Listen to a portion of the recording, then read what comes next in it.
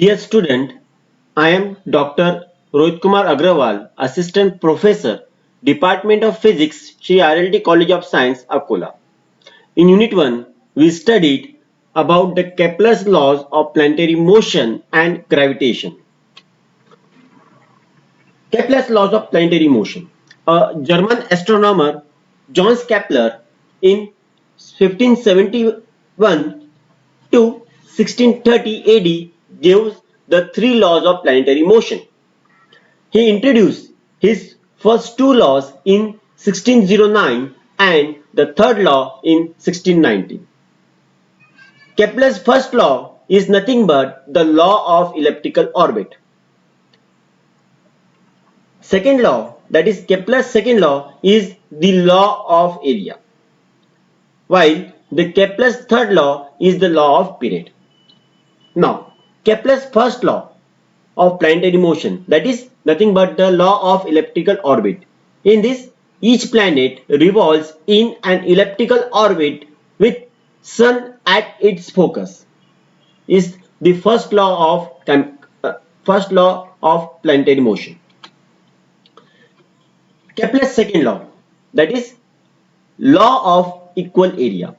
In this, the law states that the radius vectors, that is the line joining the sun to moving planet, sweeps out equal area in interval of time. Kepler's third law of motion is nothing but the law of period.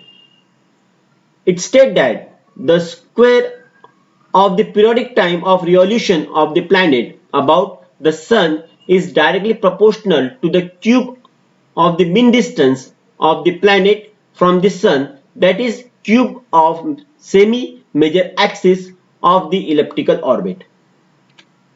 Now, proof of Kepler's first law. A planet revolves around the sun in an elliptical orbit around the gravitational force of attraction. The trajectories of the planet around the sun is in the terms of radius vector, and it is given by 1 upon r is equal to mc upon j square in bracket 1 plus epsilon cos theta, whereas small r is nothing but the radius vector, small m stands for the mass of planet, epsilon is the eccentricity of the orbit, j is the angular momentum of the planet, capital A is nothing but constant, capital M is the mass of the sun, and capital G is gravitational constant, and here capital C is nothing but a constant which is equal to GMM.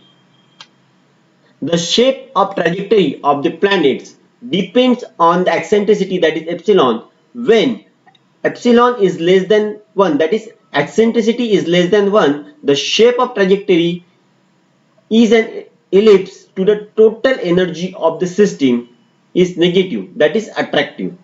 So the planet is bounded to the sun and it moves around the sun in an elliptical orbit. This is the proof of Kepler's first law of planetary motion.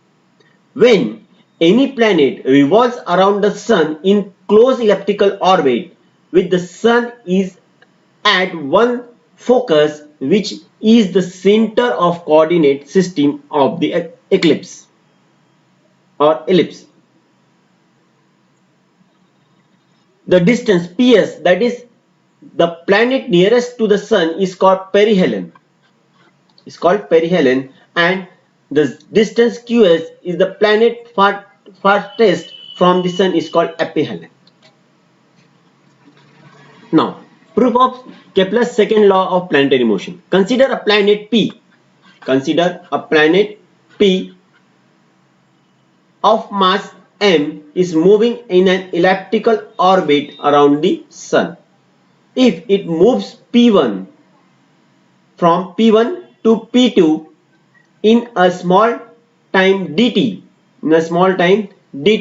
the area swept out by the radius vector small r is the area of portion P1s P2.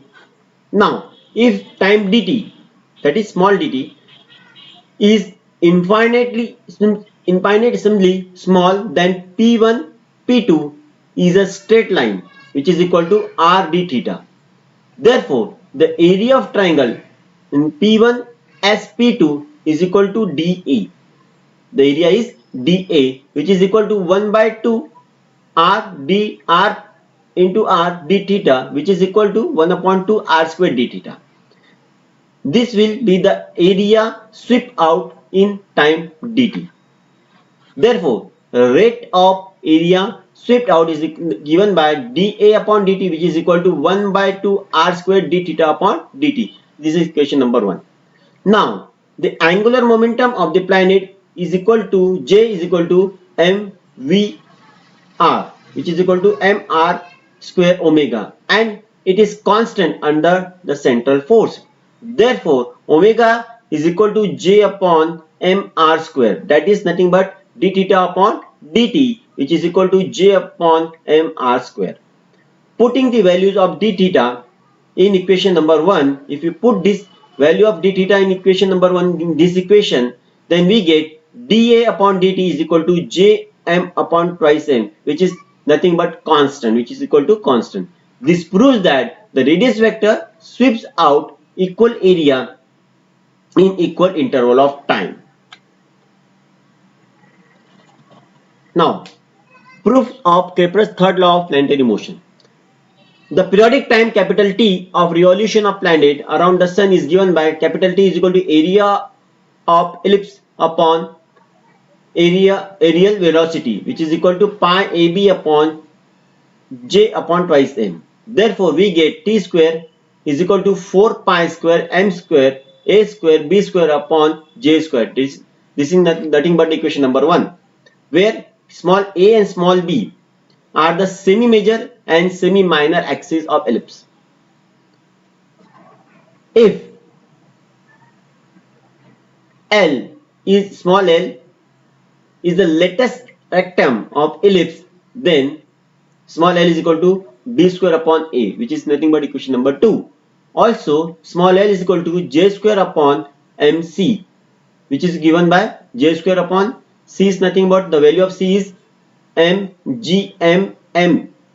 Therefore, j square upon g m square capital M, which is nothing but equation number 3. If small m is the mass of planet and capital M is the mass of sun and g is nothing but the gravitational constant, therefore from equation 2 and 3 we get b square upon a is equal to j square upon g m square into capital M.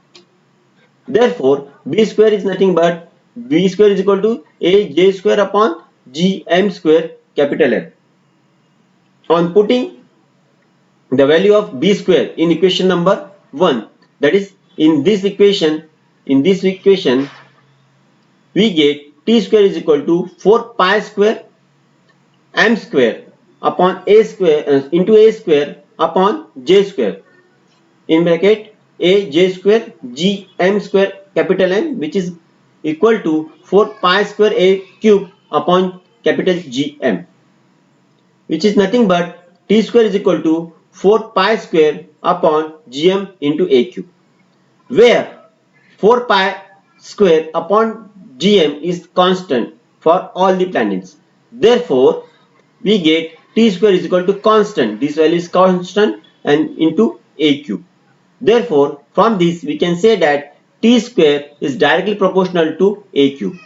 Thus, the square of time period of revolution of planet around the sun is directly proportional to the cube of semi-major axis of its elliptical orbit. Thank you.